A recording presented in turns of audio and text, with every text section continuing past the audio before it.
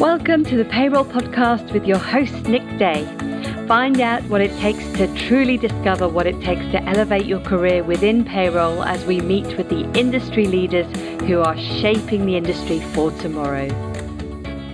Hello and welcome back to Payroll Question Time. Delighted to say this is our 2-year Payroll Question Time anniversary. That's right, go for 2 years today. It's a new financial year for all of you as well. So we're going to be talking about that. So let me introduce you to my background. My name is Nick Day. I'm host, of course, of this show. I'm a Reward 300 member and founder of JGA Recruitment, which is a specialist payroll recruitment company. I've been working in payroll recruitment for nearly 20 years. I've seen the industry change significantly over those 2 decades, but particularly in the last year. It's been a really exciting time to be in payroll. We've seen a phenomenal focus on companies actually raising the profile of payroll, hiring top talent, increasing salaries, offering flexible working and loads more. Finally, it's getting the respect it deserves. So really excited to see the next 12 months and what we've got to unfold in front of us. But that's enough of me. Let me introduce you to our panel. So let's start with you. Simon, introduce yourself. And if you can, let us know what you've seen significantly change over the last 12 months. Okay, good afternoon, everyone. And it's great to be with you on Payroll Question Time again. I think this is my 2nd year anniversary date, if it's your first, Nick. So very much there from the start from our colleagues at DWF, who unfortunately are unable to be with us today. But my background, I joined Centrefile back in 1984. I must have been a baby at the time, probably was actually, but 1984. After being with Sun Alliance in their IT department and joined a group developing new payroll software. I have a Master of Science in Payroll Management and I'm a Fellow of the Chartered Institute of Payroll Professionals, also part of Reward 300. I have been since the inception of the Payroll Top 50 back in whenever it was that 2009, I'm going to guess. But some years ago, I had the Strathern Lifetime Achievement Award as well in 2012, which seems a bit strange to me, and it did at the time because I felt too young when they awarded it, but I received that award from Payroll and Benefits. And my role in SD Worx is as the Director of UK Compliance Strategies. So my team look at the legal changes that apply and ensure that they're developed into the pay solutions. Now, there are sort of a couple of levels. There's legislation that's core into the solution, and then there's legislation that's within your process and applications. Does that make sense? We have responsibility for the core, the engine, in it, how it calculates things like tax and national insurance. However, you will have responsibility for things like how you set your pension scheme rules and how you set other policies like holiday pay and police national minimum wage. So we may have tools that can help you, but the responsibility lays with yourselves as the employer because they're subjective. But it's great to be here, and long may we continue on PQT. So what's been the one significant thing you've seen changed in over the last 12 months, Simon? I think there's a transformation on a number of things. So are we in this realization that at some point we've got to start paying for all this expense that we've had? There are significant changes that we'll see. We've got introduction of health and social care levy. National minimum wage revolution is coming in. I'm coming up with a whole list of them, Nick. That was a daft question for me, wasn't it? You can't pin me down to one. No, that's probably fair. Well, we're going to get through some of that in today's conversation as well. Let me introduce Andy Nichols, Industry Liaison Manager at the Pensions Regulator. Andy, if you'd like to introduce yourself and let us know something that you've seen change significantly over the last 12 months. Hi, everyone. Yeah, Andy. In my role at Regulator is really to help payroll professionals and payroll software companies, which particularly with pensions generally, but mainly automatic enrolment. And it's funny picking up on Simon's point. The employer, for instance, has all responsibility for automatic enrolment, but obviously software helps the employer meet those requirements, but legislation applies to the employer.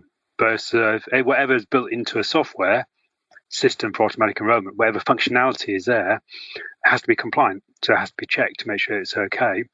But actually the duty still lies with the employer. And the wonderful joys of legislation, etc. What do I think? I mean, my background's all payroll, which is why I I'm here, I suppose, because it bridges the link between that and pensions. Well, when you think about the world of pension, you got pensions dashboard has been going along in the background where people are able to see what pensions they've got.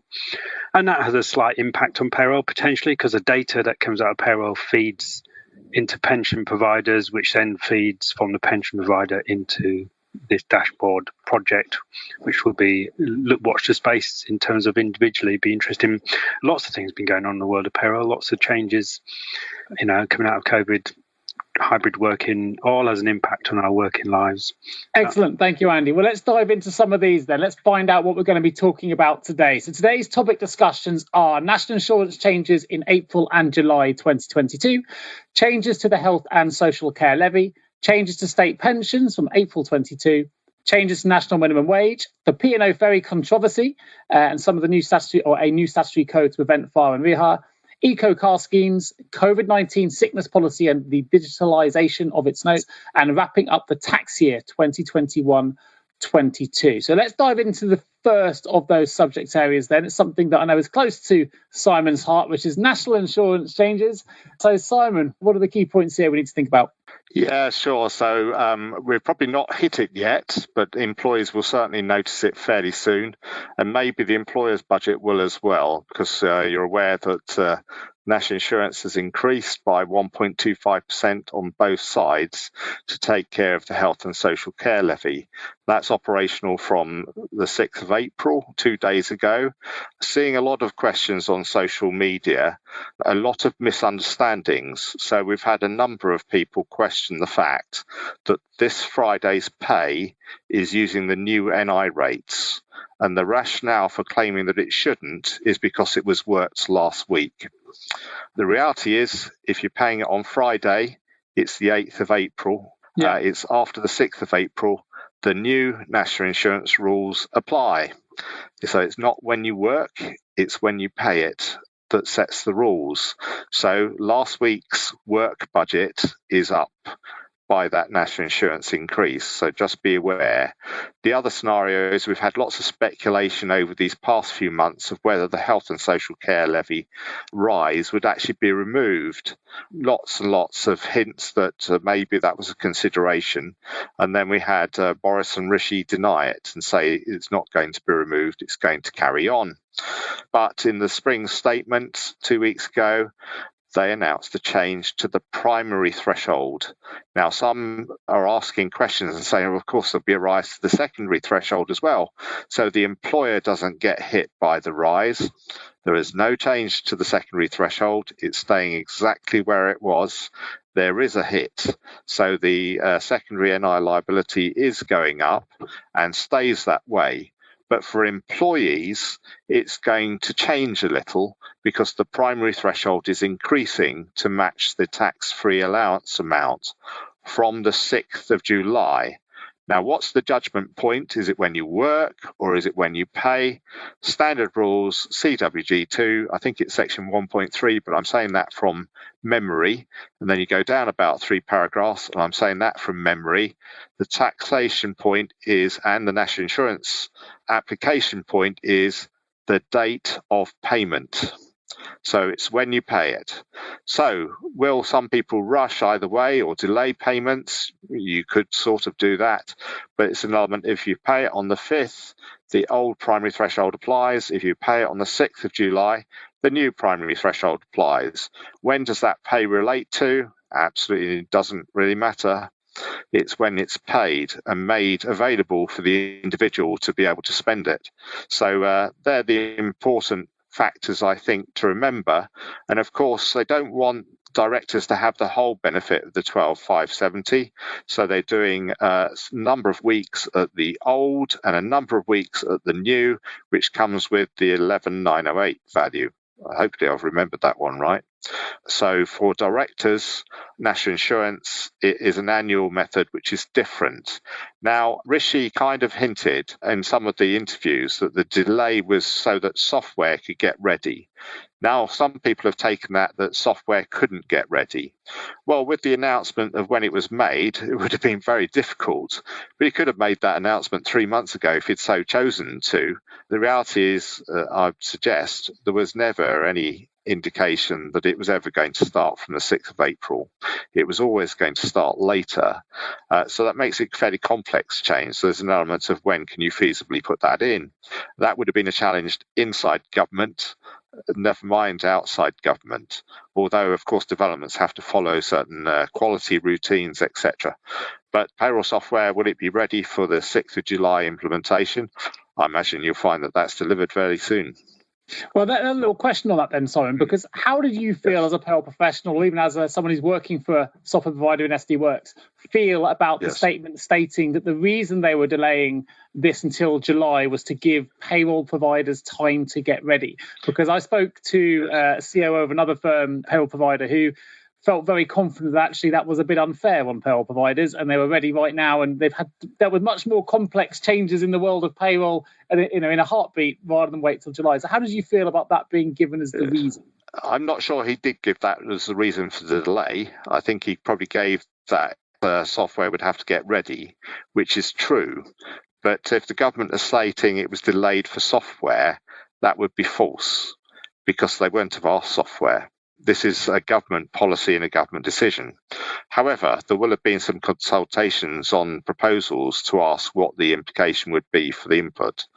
But I think, Nick, the challenge may be, and I'm going to be a bit cheeky for that COO or CEO, is that they don't like this change because it's complicated to do. And it would have been easier to apply a 6th of April change. I agree with that. However, the Treasury never offered that, ever, even in pre-consultations.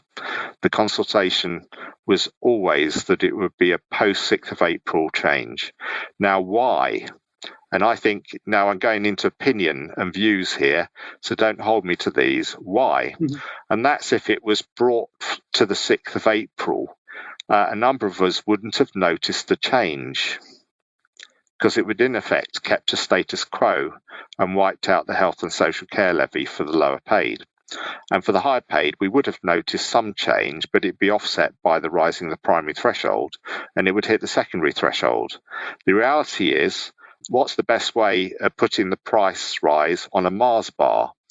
Well, the best way of putting a price rise on a Mars bar is to put the price up and knock some pence off. And then you get rid of the discount, and you were always getting it cheaper, weren't you? Whereas in reality, you paid more all along. And so I think there's an element of they want us to feel it, to then in July go, phew, that's not so bad. Sorry, okay. Is that a bit too speculative? No. But I think there's an element of sometimes what you do is you do something harder and then relax it, and we feel fantastic. It's not as bad as we thought. Sure. No, that I think we've said makes sense. I think there was some disappointment out there in the world about the fact that it's going to cost some of the, incomes well up to about £35,000, about £90 in additional costs as a result of the delayed change. And for some, that's going to hit them quite hard, particularly with higher energy prices and things like that. Well, I'll put another view, Nick, is could the Chancellor have done something about that? And the answer is yes. In July, he could have put the primary threshold for this year even higher, couldn't he? So there's an element of thinking we're paying £95 more than we needed to. The Chancellor could have charged us £95 less for the remainder of the tax year if he wanted to. But, I'll give it a view. I don't think it was ever the intention to give people that £95. No, I'll agree with you on that as well, as my view, for sure. Well, the good news is we've had our first question in from our audience, which is great. So I'm going to start with this one for you, Simon. For the last 2 years, my company has been paying all staff a tax-free working from home allowance of £26 per month, as allowed by HMRC. Like many companies, we have now gone to a hybrid arrangement, broadly 3 days in the office and 2 days at home per week. In the new fiscal year, can we continue to pay this allowance tax-free? I'm regulated in my own right to give tax advice, and I guess we've already had the caveat at the beginning of the disclaimer. We have. On behalf of SD Worx, I can't give tax advice. It's a regulated activity. Personally, I potentially could. I think there's an element of look at the latest regulations. When the allowance came in originally, and I'm going back some time, it was £3 per week. It was for occasional working from home allowance and had no questions asked. It's changed, it went to £4, and then at the beginning of COVID rose to £6 a week, or £26 a month. If you actually pay it, you can pay 26 because it's rounded up to a whole pound.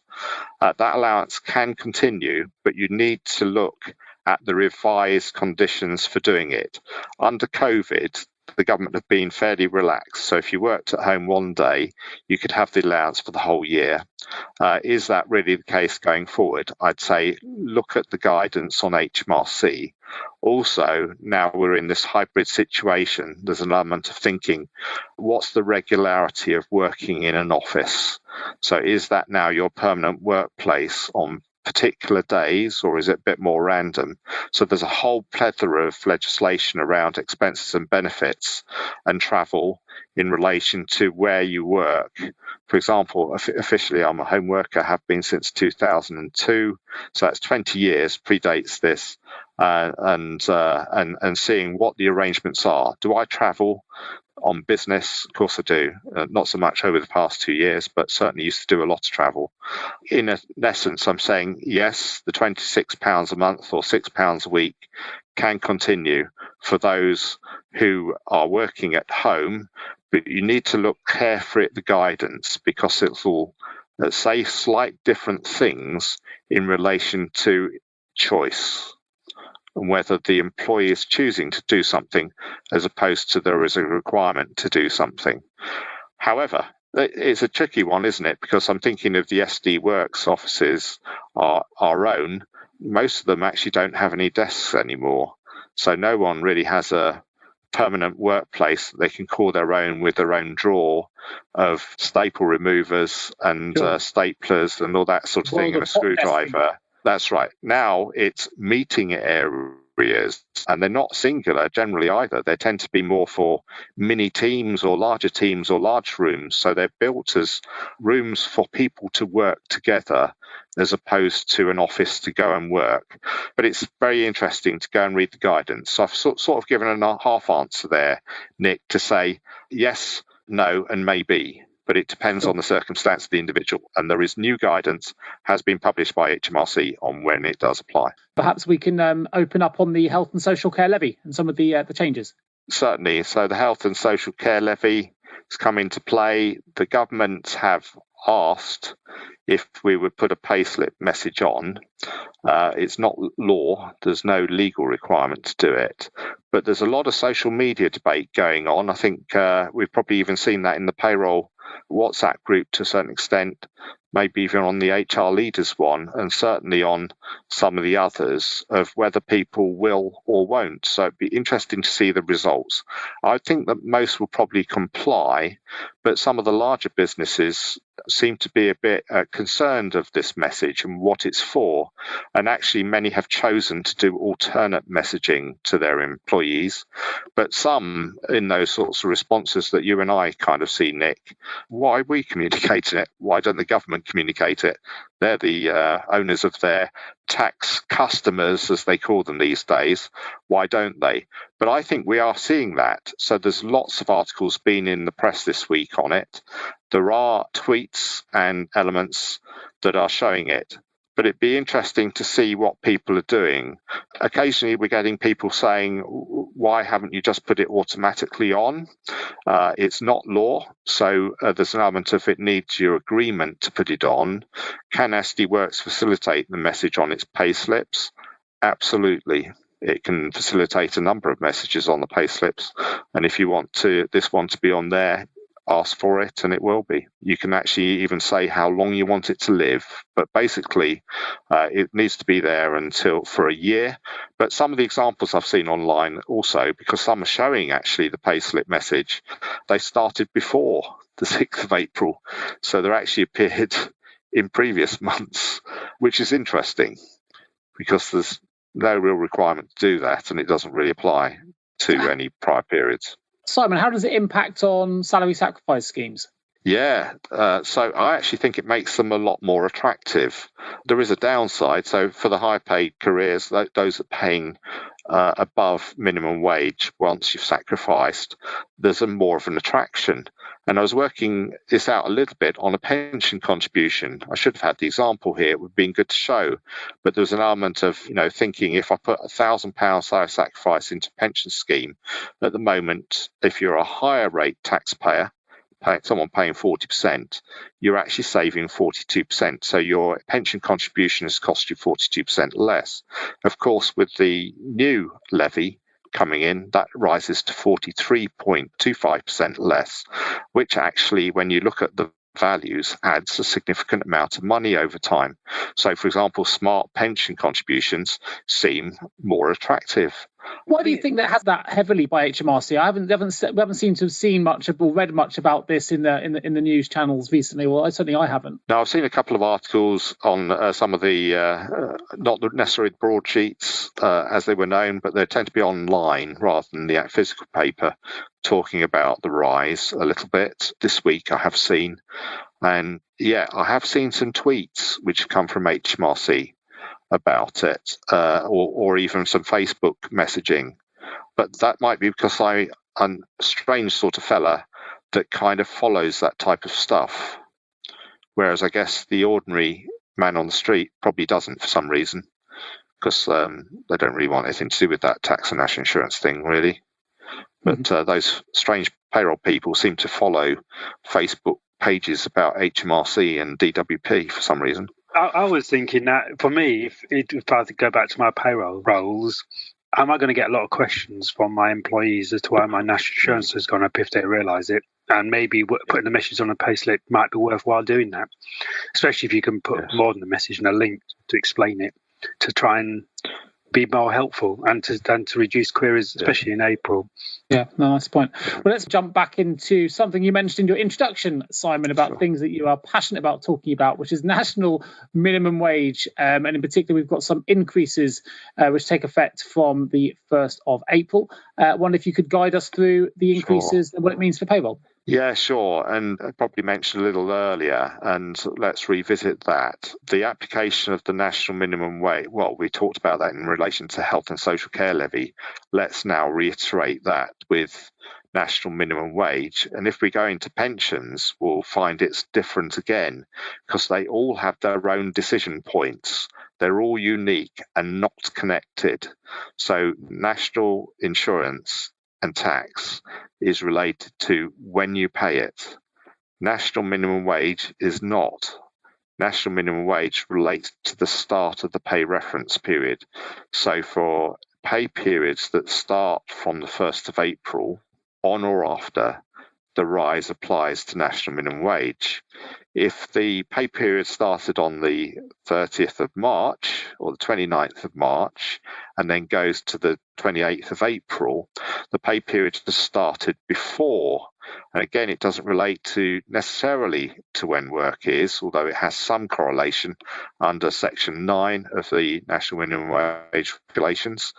Then you've got subsection C, which can relate to when timesheets are associated and which rate applies. But in effect, the pay rise is for a pay period starting on or after the 1st of April.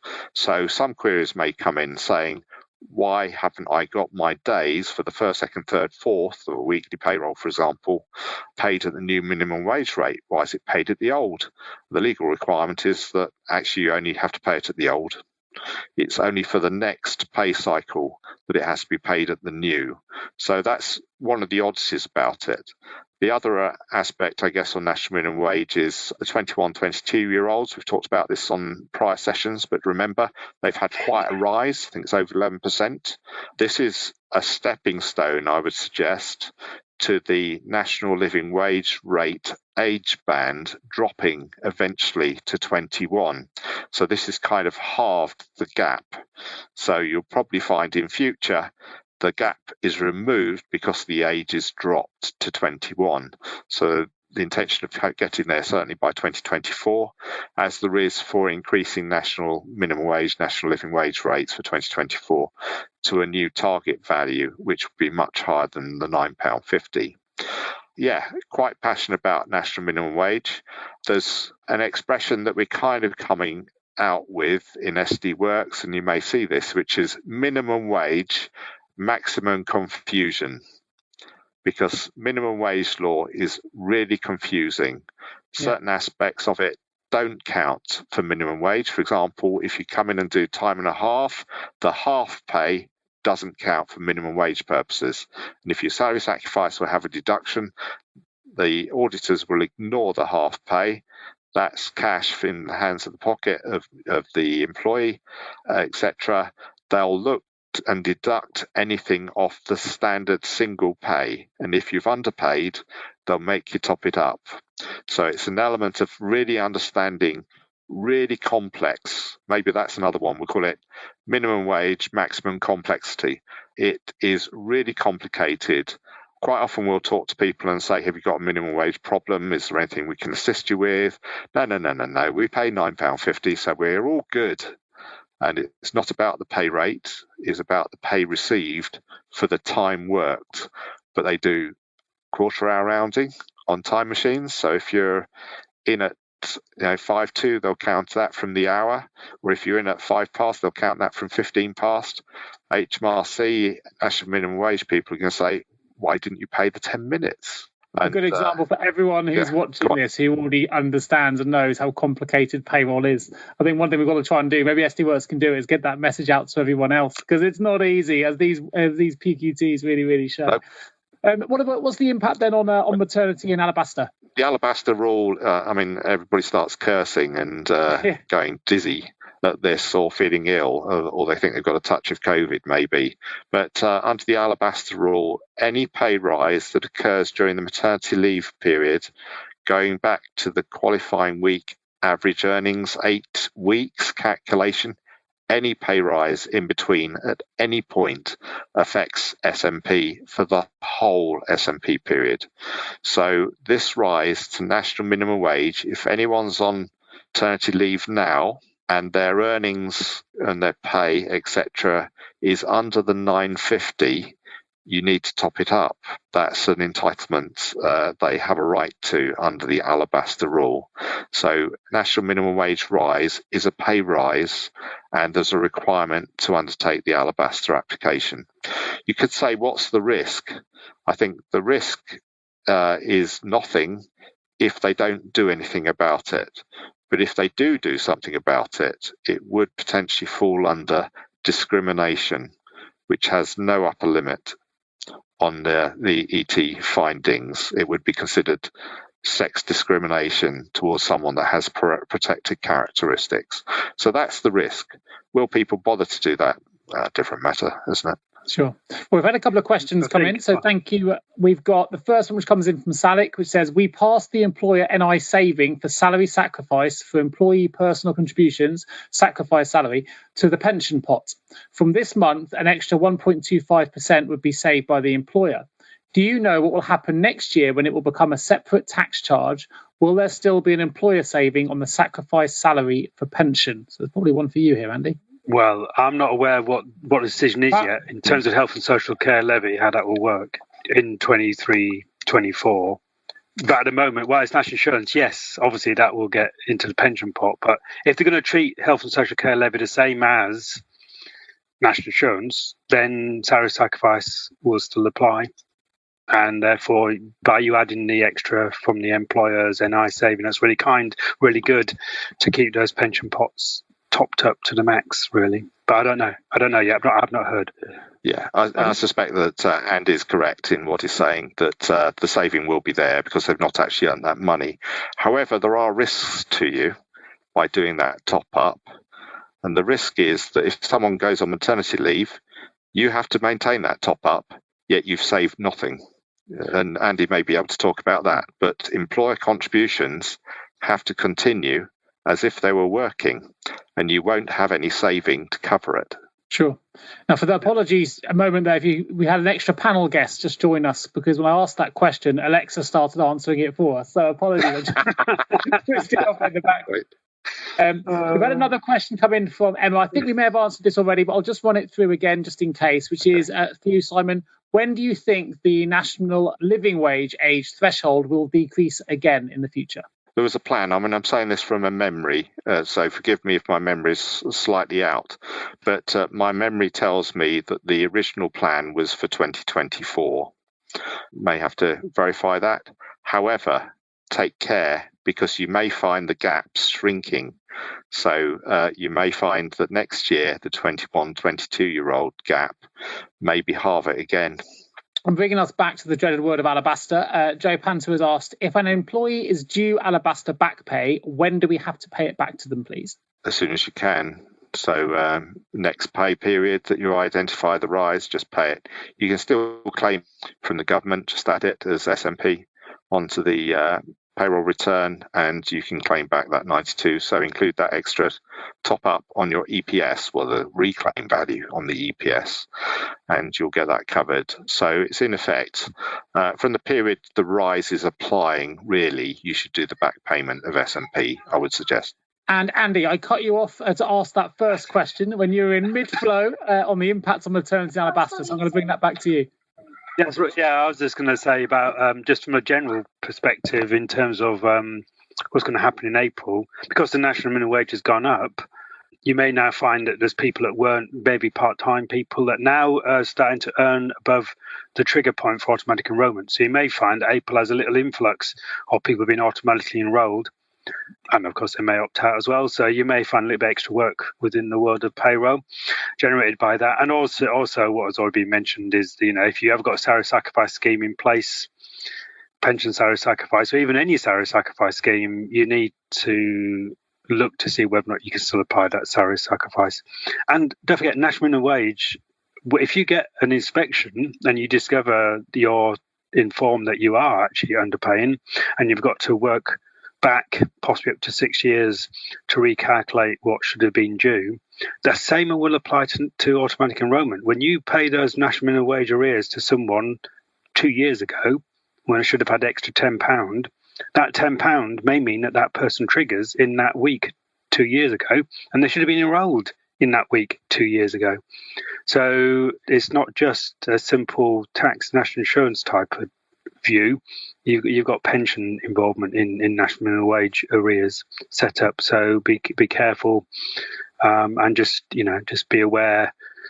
As we know, it is complex. Payroll is complex now. It is complex. Yeah. Well, let's move on then. Last payroll question time, we talked a lot about tribunal compensations. We highlighted the P&O Ferries situation, which continues to roll on in the news with the first, I think, cases coming through now. But it has actually resulted in a few things to consider from a payroll perspective, one of which is the new statutory code of practice to prevent fire and rehire.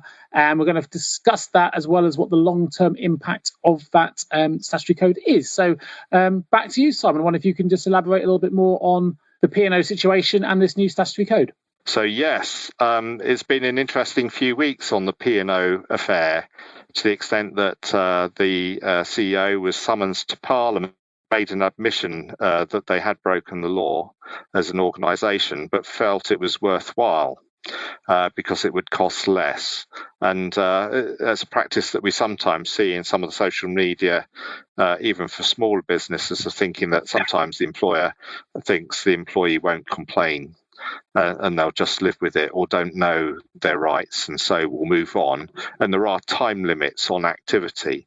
Obviously, the government, I think, have become a little bit annoyed over some of the response of the company, and so have launched two initiatives, I think there are.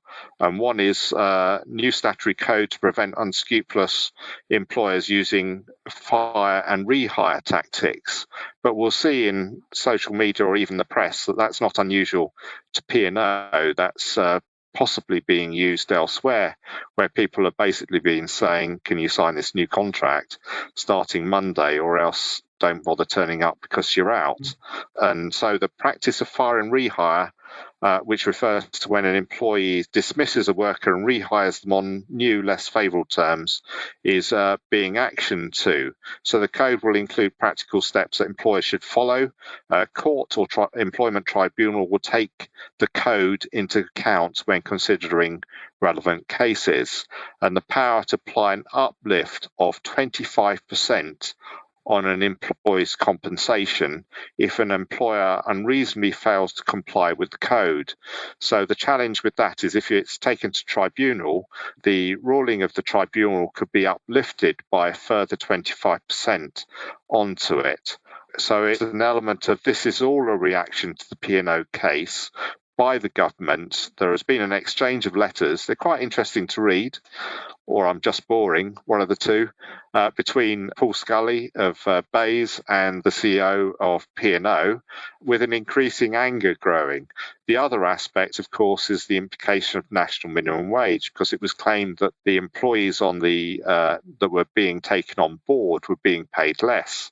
And so there are new national minimum wage laws, which have really been turned around really quickly, that enforce that ferries docking in on British ports and on corridors, they call them, to the European Union. So negotiations be held with Holland, France, Belgium, Ireland, that national minimum wage rules have to be complied with.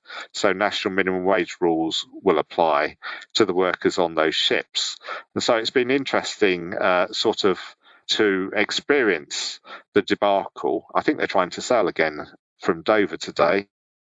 Oh, there you go. Don't know if they've achieved it, but we'll see how it goes.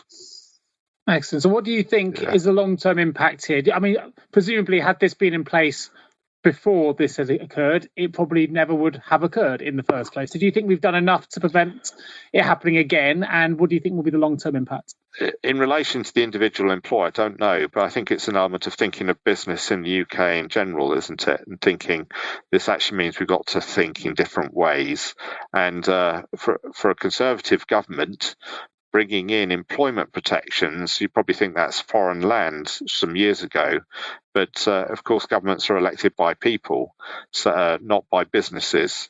So they're not always going to think that way. We could actually say it's a little bit more left-wing than it used to be in some of the policies that are being directed here. But there is this advancement of protection, possibly because protection of the worker brings in increased tax revenues for us to spend as a nation. But interesting times. So there are implications elsewhere. We could think this code relates to P&O. This code doesn't relate to P&O. It relates to everybody. Sure. And that's what we've got to consider. I think it's interesting as well, because the regulator obviously were interested in this. If a company is in distress, is what they're saying, then actually is their pension scheme fully funded? And in fact, it's not. So we are actively helping the trustees and with the employer about let's get this pension scheme funded, because those individuals deserve their pensions. And also, are these new people workers for automatic enrolment? National minimum wage applies, or are they not? And that needs to be identified and sorted out. So there's a lot of stuff going on in the background as well, you know.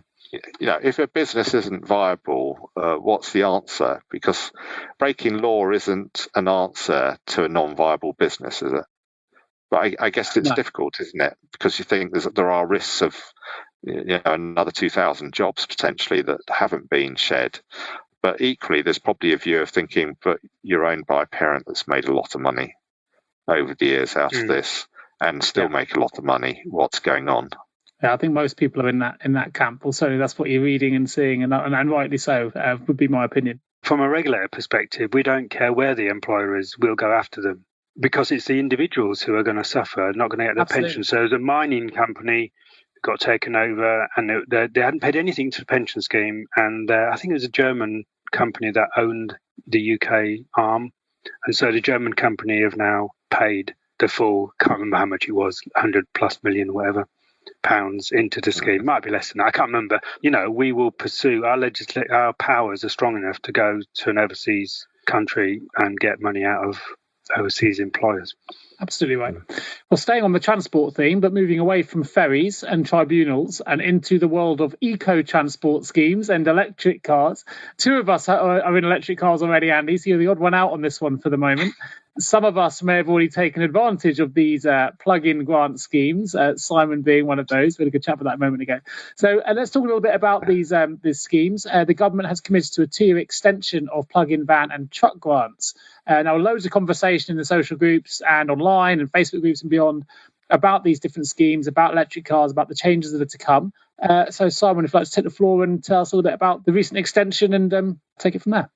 Well, you're probably the expert more on those than I am, Nick, but I can certainly say in 2004 I had electric charging point fitted to the house, and at that point it actually cost me nothing. I think we kind of joked earlier, if I'd wanted the version that I pressed the button, it told me a joke, I'd have to pay £95. Yeah. But I didn't. I chose the cheaper version, which was free. And I am actively using it. The funny thing is I didn't have an electric car in 2004. It's just these people came round fitting them and saying they could be covered partly or wholly by grants, and they were. And I guess that's an extension of encouraging eco-transport. So I actually have an electric car. I'm not going to say its electric range is absolutely fantastic, but it's nice for what I use it for and makes a change. I guess there's an element of affordability, but we are seeing a lot of launches of eco car schemes via employers, and we've had lots of inquiries. I'm not sure if people are really understanding some of the detail of what they are, because a lot of them have asked us to implement a salary sacrifice scheme for an employee to buy an electric car. I think there's a couple of things there, and you'll see common themes. When you run an operation of a salary sacrifice, the employee actually absolutely buys nothing at all. They're not buying anything. If they are, you take it out of their net pay after tax and national insurance. That you have to tax it and national insure it for before you buy, because buying things like that is not tax and NI free. But if you operate a salary sacrifice scheme, because certain car types fall outside the OPRA law, and the optional remuneration law meant that if you salary sacrifice for things except some exempted items, the taxable benefit was either the hire of the benefit of the item or the salary foregone. So if you ordinarily sacrifice for a company car, which was popular years ago, and say the car tax, because it was a low emissions car, was say 10%, that might be cheaper because you've saved 40% tax in your sacrifice. You've now been taxed 10% of the value of the car. That comes to half the amount. So actually you've saved 20% tax. Wonderful. Under the OPRA law, when it was introduced back in 2017, that wiped it away. So in effect, the taxable benefit of the car is the same amount you've sacrificed, but it exempted eco cars. So eco cars don't fall in that trap of OPRA, and so you truly are taxed on the benefit status of the eco car, which before April 2021 was zero. So the company car tax on an eco car that met the conditions was nothing. So the car might be £40,000. Your tax liability is 0% of £40,000. But of course, from April 21, there is a 1% liability charge on electric cars. So now you have to report it. It's a company car. Yeah. Lots of people are telling me, but this isn't a company car. It is a company car. All right. Salary sacrifice eco cars are not company cars. They are company cars. Now, I'm going to repeat that probably a third time.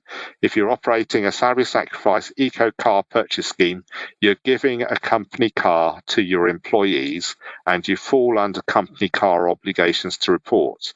And last year, 1% tax charge, class 1A on the 1%. This year, 2% tax charge. So from 6th of April, the tax charge on eco cars has doubled. So you're going to pay 2%, 100% more, and your class 1A will have gone up 100% on that car. Is it worth doing? I think we'll have a number of people, probably even on the call, that have implemented these schemes, and they'll say, absolutely, saves money, agree. But it's not free.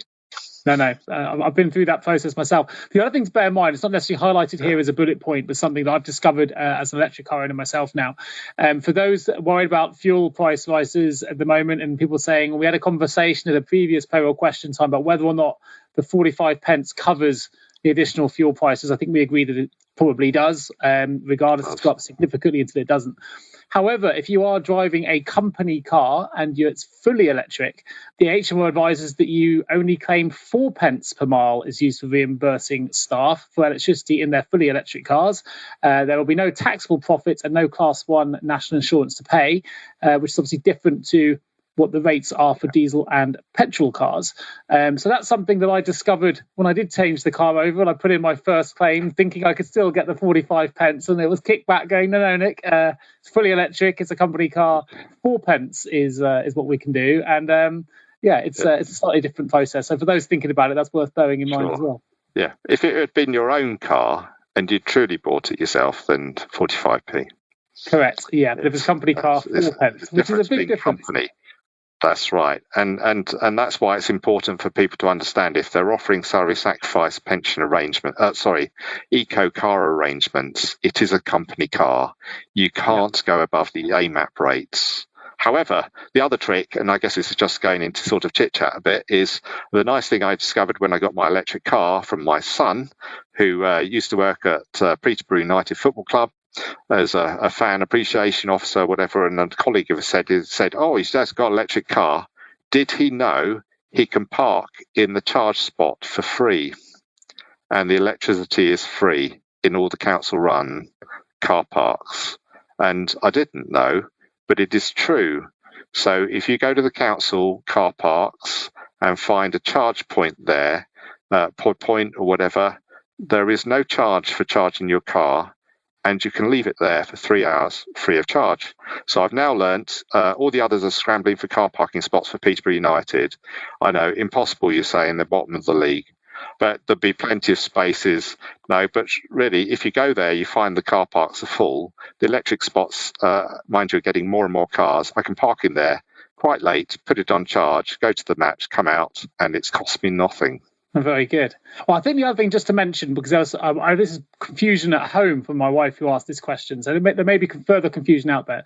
We're talking about fully electric cars. So for drivers of hybrid cars, then you can still use the appropriate petrol or diesel rates. So we're not talking about hybrids, which of course utilise electric technology. Me and Simon here are talking about fully electric vehicles. And not everyone's necessarily familiar with the differences. If you haven't gone down this route yet, they are very different in terms of the way that they're calculated. Well, I've got you here then, Simon. Have we talked yet about the plug-in grant scheme? I know we mentioned you took advantage of it. Just to highlight for those that are thinking about implementing an eco transport scheme or electric car scheme for their staff, what this entails. Well, I'll claim no expertise on this, but and again, I probably know the sorts of things you know, but certainly I benefited from a prior grant scheme in 2004 in the early days, but now the VAT has gone on the arrangements, and as you're saying, there is a potential grant for installation of various equipment for your plugins to be fitted to the side of your house. Mine it's just on the side of the house. Some people have them in their garage, but I have one just on the side of the house. Yeah, there's lots of things to look at online here as well, benefits and things. So worth exploring. Good. Well, let's move it forward. The dreaded word COVID-19, hopefully one of the last times we'll be using this in a payroll question time and beyond, but there are still a couple of changes to consider. We're talking about the sickness policy and fit notes and managing COVID-related absence without isolation guidelines now that they've been removed.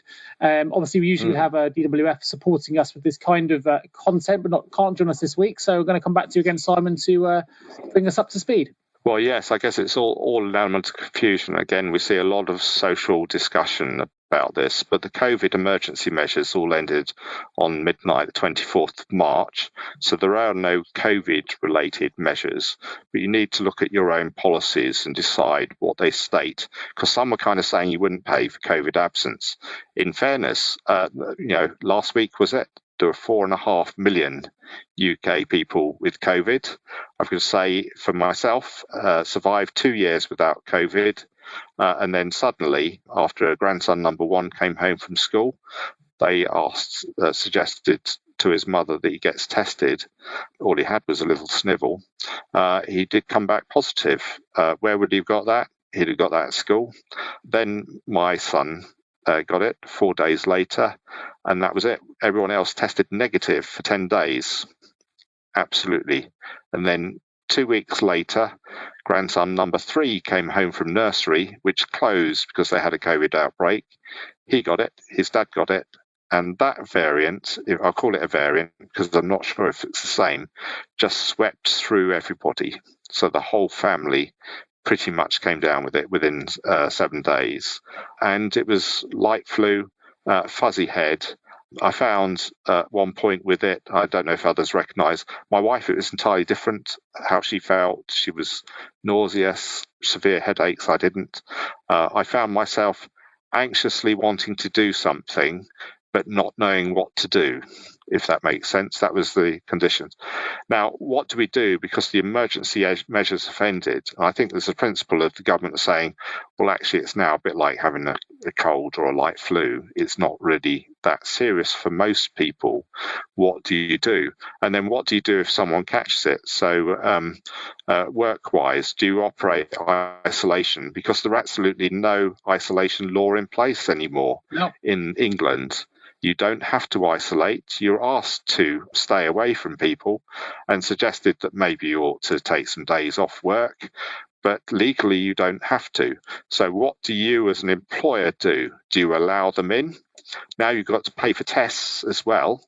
Are they going to bother to pay for tests? They're not free anymore. So I imagine we'll go into an area of not testing at all, because why would you? Are you going to provide tests to your employees for free if they suspect COVID outbreaks? Or are we back to herd immunity position, really, that maybe the government wanted in the first place? Did I say that? I didn't, did I? We'll end up following a policy that we naturally follow with things like flu. That would be my guess. If you get it badly, whether it's COVID, flu, or something indifferent, no one wants you in the office because no one else wants to pick up what you've got. And a little bit of common sense hopefully will start to prevail. Yes. So standard SSP rules apply. 4-day PIW, that was always the rule. There was a 4-day PIW had to be formed, but there are now 3 waiting days. If they've had another absence within the previous 56 days that formed a 4-day PIW, the waiting days sort of merge. So they may have already been served, pay SSP. If you're telling someone they can't work and they don't feel that they're ill or sick, but you're saying they shouldn't come in because you don't want them, then you're potentially in grounds of medical suspension. Medical suspension is full pay, 28 weeks. So there's an element of, are they ill? Because no medical professional is saying they are, and they're saying they're not ill either. So there's an element of taking care. And in things like the public sector, they would require them to take the time out. But equally, the public sector policy is you pay them full pay anyway, always was. So there wasn't you get SSP only. It was, if you work in the NHS and you have to go off and you're an NHS employee, you get full pay. So it's an element of thinking what the considerations are for some of those aspects. And the confusion comes in when you're bank and not really NHS, your agency and so forth and so on, of who is the real employer, etc. So interesting times. The other aspect is the launch this week of the digitisation of FitNote. Should we go there? So the FitNote no longer has to be signed by a medical professional. It can be issued by them electronically or on an app and issued to the employer. So you can accept the FitNotes from that new digitised version. There will be a mixture of old paper and new digitisation that comes in because the paper was on the desk and they could obviously use it. Whereas when their supply runs out, they'll have to go fully digitised in the doctor's office. So just be aware of that. I've seen a lot of social media discussion this week on people saying the doctor said I was fit for work on a FitNote, but my employer won't allow me to go in. Why are they ignoring that? It's a legal right, isn't it, for me to work? And the answer, of course, is if you've got a FitNote and it says you may be able to work, the employer has to agree whether that's really the case or not, and they don't have to agree. They can say, okay, you got a FitNote, it doesn't expire for 2 weeks. It says you could do light duties, we haven't got any, so stay at home, you're sick. And so you become an unfit person if the employer doesn't agree to the fitness requirements stated. Of course, when it expires, you haven't got any FitNote or anything, you should be able to work. I do know that, touch wood here, that I've managed to avoid, to my knowledge, COVID so far, but I've never been more petrified of it than I am probably right now, because we've finally, after 2 years of not having a holiday, we've got a first holiday booked for the 14th. We're going over to the States. You still have to do your fit to fly test 24 hours before, videoed with a nurse. And if any of us in our family have it, then we can't go. So we're all kind of isolating now, hoping we stay free. It would just be that well-known law that we'll end up getting it now just before we go. So we're hiding ourselves away in our rooms, hoping to avoid it for just a little bit longer. Fingers crossed. But there are still, obviously, not every country is treating it the same way we are yet, which is very apparent. Right, we're going to move over to Andy's specialist subject here, some state pension changes. We've seen a 3.1% increase in the full new state pension. Andy, over to you. I think, the state pension is obviously down to DWP and isn't a TPR issue, but obviously it is going up, which is really good for people in the current economic climate, perhaps not as much as perhaps people were expecting, but that's a political issue, not for me to discuss. The lower earnings limit versus for national insurance and the lower earnings threshold for automatic enrolment. So is probably a thing, hopefully you've realised, you've picked up on the fact that Department for Work and Pensions, who decide what the thresholds are for automatic enrolment, have chosen to freeze the threshold for 22-23. So the 21-22 automatic enrolment thresholds, lower and upper, and the trigger are remaining the same for 22-23. But it had been tracking the national insurance lower and upper earnings limits.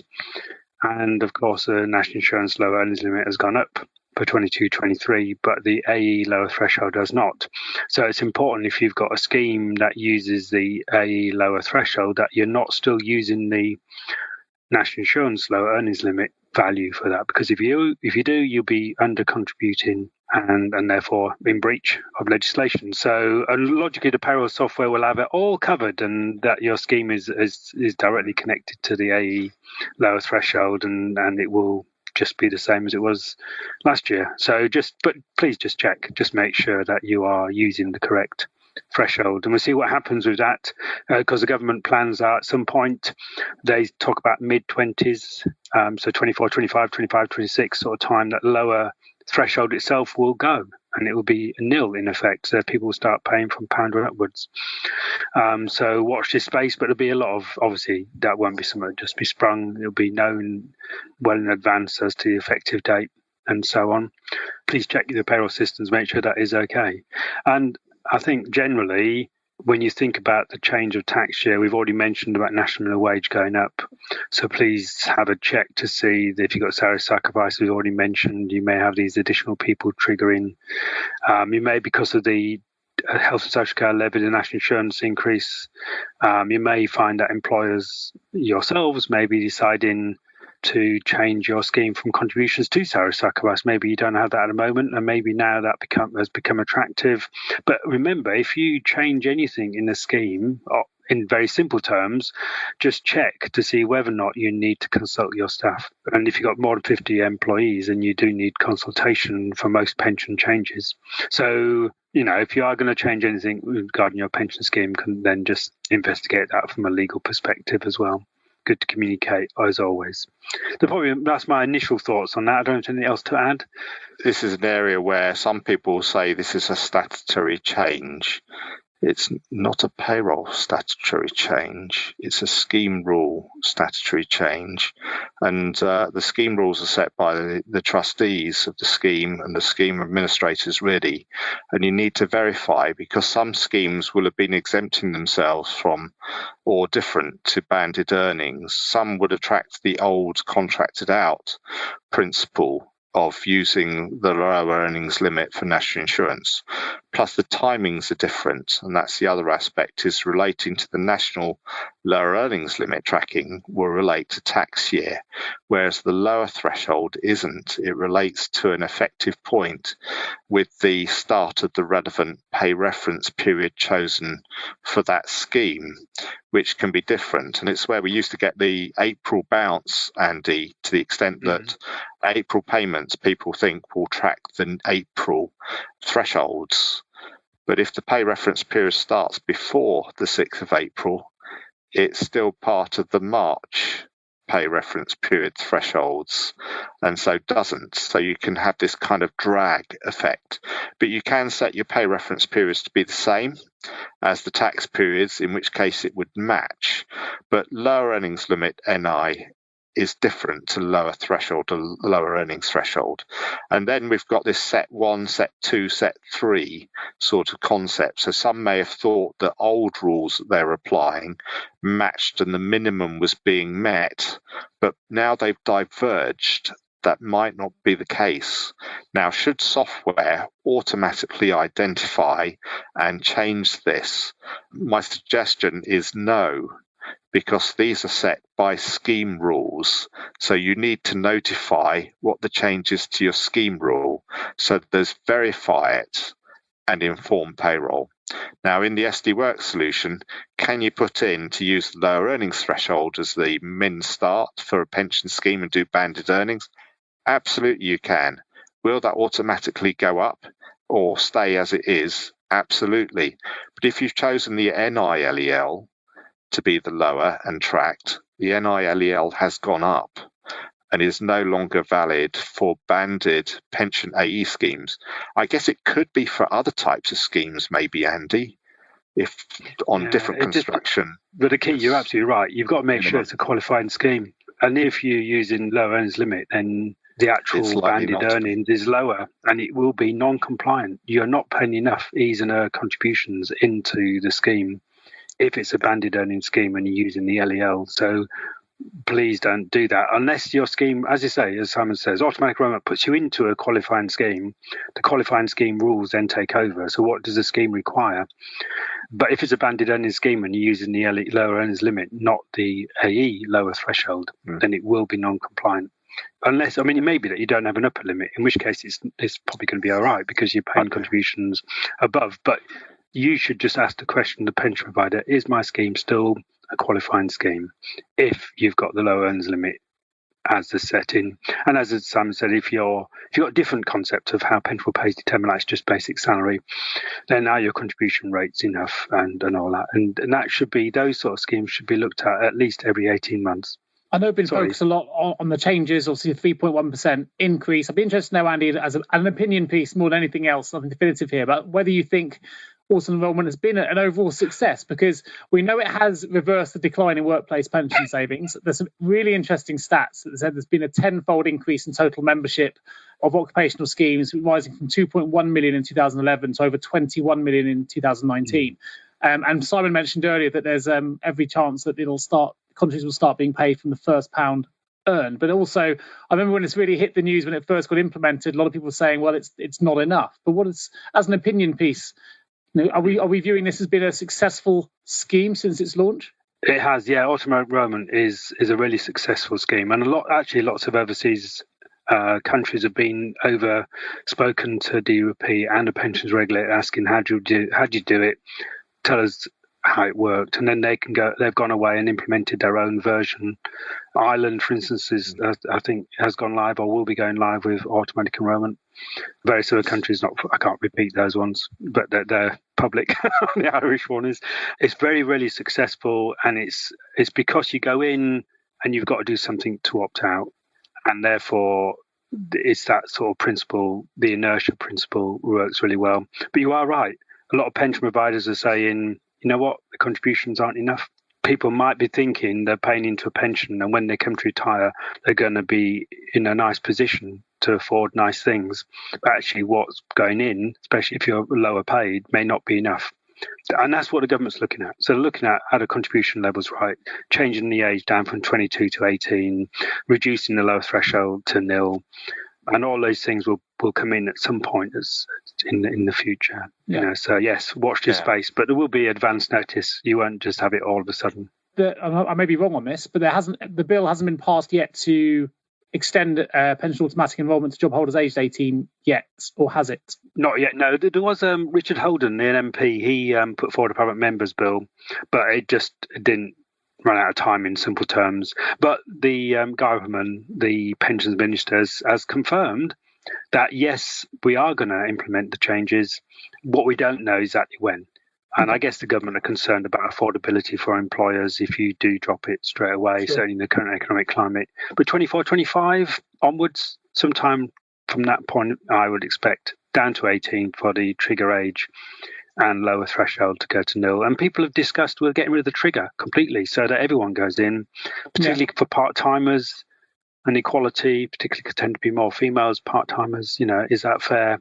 How can we get these people employed? Even self-employed has been discussed. How to get self-employed people being paid into pensions, etc. 2-year anniversary today. Time flies. We'll soon be in 24, 25. And it only seems like yesterday when Autumn was brought in. I can't believe how many years have already passed since that was even put in. 10 years this year. Well, let's think about reflective bits then. Perhaps, Simon, you can kick off with wrapping up tax year 21-22. Yeah, sure. Another little comment. I don't know, it may apply to some of our listeners today, and we've talked about pensions in other nations, but Guernsey, so if you operate in the island of Guernsey, bring into play what they call the state second pension from January 2023, which is a little bit like pensions auto-enrolment. So in effect, if you earn up to a certain point, you then have to be in a pension scheme from £0 and contribute. So just to mention that. But wrapping up to tax year 2021-22, there are some timelines coming up. So we're now in the new year. All your stuff needs to really be in by the 19th of April. I know lots of you get a real pain with RSU issues, share options that are late, etc., which cause a lot of angst and difficulty and probably a lot of duplications and misbalances at HMRC as well.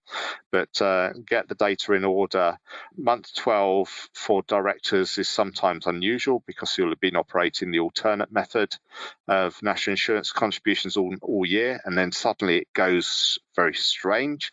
And that's because in month 12 or the last payment in the tax year, or week 52 if they're a director on a weekly payroll, you're required to reapply the annual calculation, take off any national insurance that's already been paid, and the difference, which could be positive or negative, is the NI bill for the last period for them. Some don't seem to be used to that sort of activity, but absolutely what the rules require under the CA 44 is that applies. So you can't operate ordinary NI for a director. Month 12 or the last payment in the year, which is if it's earlier, has to be annual basis. P60s no longer need to be approved by HMRC Forms Unit, but you do need to comply with the RD1. So you can't just do your own thing, but you don't need to get permission anymore like we used to. So it's good luck with tax year end, really, and hope it all goes well. Make sure your data values, we get some people trying to do negatives in tax year for certain statutory values. You can't. The FPS will be rejected. So don't. Remember your final declaration on the EPS, and you'll have your P11Ds, your Class 1A to calculate, payments over for July, and Happy New Year or Happy New Tax Year. I think for the first time ever, maybe with a slightly smaller panel, we're going to be finishing on time. Well, I'll take this opportunity as well to say if anyone's watching, still listening to this and watching the webinar, and you want to connect with myself, Andy, or Simon, please do reach out to us. Please do let us know what you want us to feature in future Payroll Question Times. It's very much a service to support all of you. We try and pick the subjects based on the feedback you give us and what we think you want to know about based on what we believe is relevant, but you may have something that you're desperate for us to cover in a future episode. So do let us know what that is. And you can find us, myself and Simon, on LinkedIn. We're here to support. And as he said, there's lots of social groups out there as well, which are there to help you all. The next Payroll Question Time to get ahead of the curve is the 20th of May. So please do remember to sign yourselves up. It's at sdworx.co.uk/PQT. I think it just leaves me to say a huge thank you to Simon Parsons and Andy Nichols for joining me today on the panel. And I look forward to bringing you the next episode of Payroll Question Time on the 20th of May, 2022. Thank you, Simon. Thanks, Andy. Thank you, everyone, for joining us today. Bye. Thank you so much for tuning into the Payroll Podcast with Nick Day of JGA Recruitment. If you need help with a current payroll vacancy, then please get in touch with Nick and his team. All contact details can be found in the episode notes. In the meantime, to make sure you never miss a future episode, please subscribe to the show through any of your favourite podcast channels. Till next time.